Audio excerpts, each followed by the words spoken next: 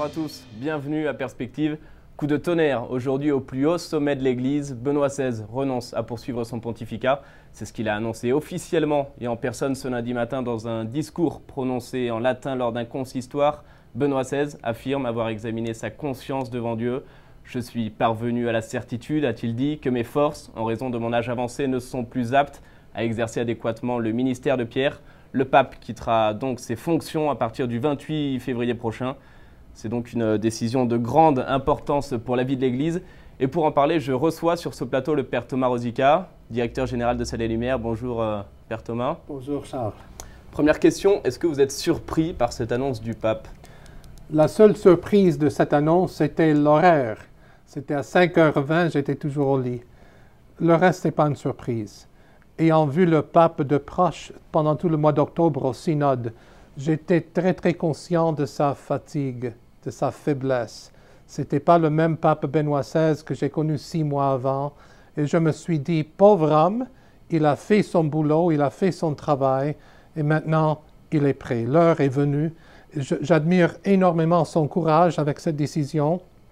Tout le monde le considérait comme un pape très conservateur. Pourtant, la décision prise ce matin, c'est une décision extrêmement libérale. C'est un pape de surprise pour nous. J'admire beaucoup son humilité en acceptant la volonté du Seigneur. Il a fait ça pour le bien de l'Église. Il n'a pas fait ça parce qu'il n'a pas dit « je ne peux plus cette Église affreuse, cette Église qui est en crise ».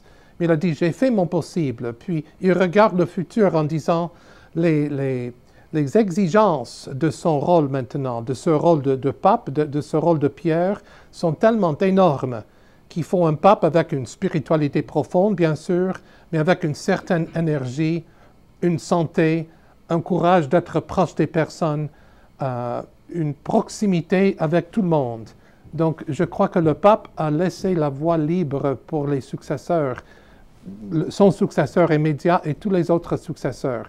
Même s'il n'y avait pas de démission depuis 600 ans, ce pape nous a laissé une forte leçon avec cette décision. Son pontificat aura quasiment duré 8 ans. Qu'est-ce que vous retenez principalement du pontificat de Benoît XVI? C'est une très bonne question. Pour moi, c'est un pontificat magistral. C'est un pontificat qui enseigne. C'est un pape qui était un professeur qui a su traduire les idées très complexes, souvent de théologie, dans une terminologie, dans un vocabulaire très simple. Il a pu rejoindre les personnes. Je sais personnellement, pour moi, comme prêtre, combien de fois j'étais très ému par la profondeur de ses homélies, de ses textes, de ses méditations.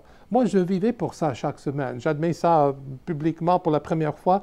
J'attendais chaque semaine pour l'Angélus, qui n'était qu'une réflexion biblique, pour ses discours thématiques pour le mercredi, pour les homélies pendant les grands voyages. Donc, c'est un pape qui a su enseigner, qui a su traduire les idées très complexes dans un vocabulaire très simple. Et pour moi, c'est le grand défi de tous les théologiens aujourd'hui, et les pasteurs aussi. Donc on comprend là qu'il s'agit vraiment d'un pontificat à part entière. Pourtant, juste avant, lorsqu'il était élu, tout le monde s'accordait à dire qu'il allait s'agir finalement d'un pontificat de transition. En effet, c'est un pontificat de transition. Et je crois qu'on vit un moment énorme, immense pour l'Église actuellement.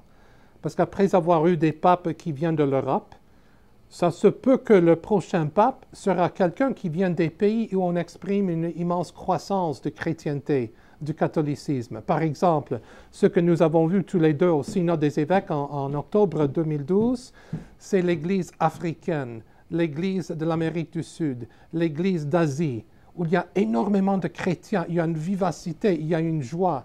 Tandis qu'on voit une Église qui piétine un peu en Europe, une Église qui est fatiguée. Et Benoît XVI est venu pour raviver cette Église en Europe.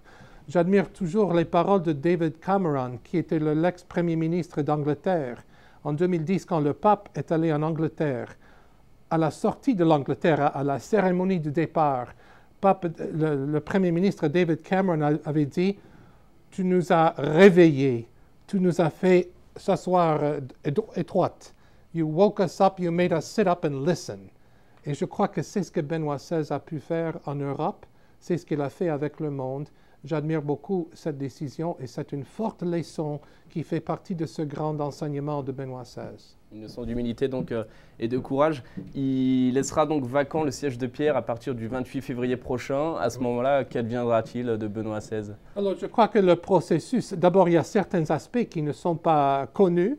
Par exemple, il n'y aura pas les 9 jours de deuil comme à la mort d'un pape. Je crois que le conclave va commencer tout de suite les premiers jours de mars.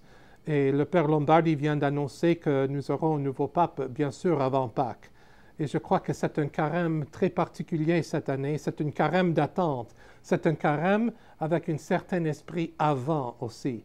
Un temps de purification, un temps d'attente pour la vie nouvelle que l'Église va recevoir pour Pâques cette année. Merci beaucoup, mon Père, d'avoir été avec nous pour un moment si important. Donc, on priera pour lui en cette période de carême. Voilà, sachez que vous pouvez lire le discours de la démission du pape, le discours en entier sur notre site internet. Je vous souhaite à toutes et à tous une très bonne soirée et à très bientôt.